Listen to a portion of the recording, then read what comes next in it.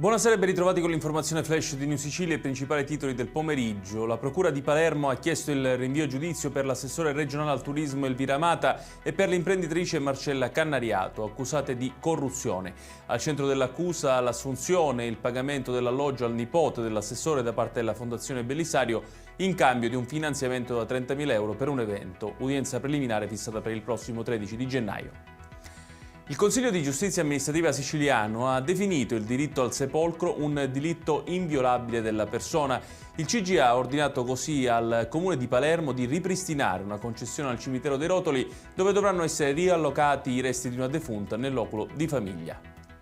Ci spostiamo a Siracusa, dove è stato condannato in primo grado a 8 anni per tentato omicidio il 57enne che lo scorso marzo ha sparato ad un vicino nel quartiere Mazzarona dopo una lite. L'imputato ha scelto di farsi giudicare con il rito abbreviato.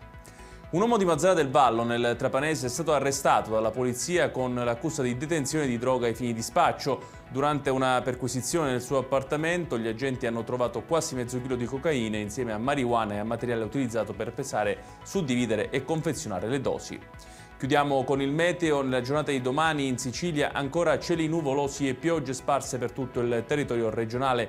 I rovesci più intensi riguarderanno le province di Siracusa e Ragusa, per cui la Protezione Civile ha diramato un'allerta meteo gialla, temperature generalmente in lieve calo. Ed è tutto per questa edizione. Tutti i dettagli su queste notizie li trovate come sempre sul nostro sito www.newsicilia.it.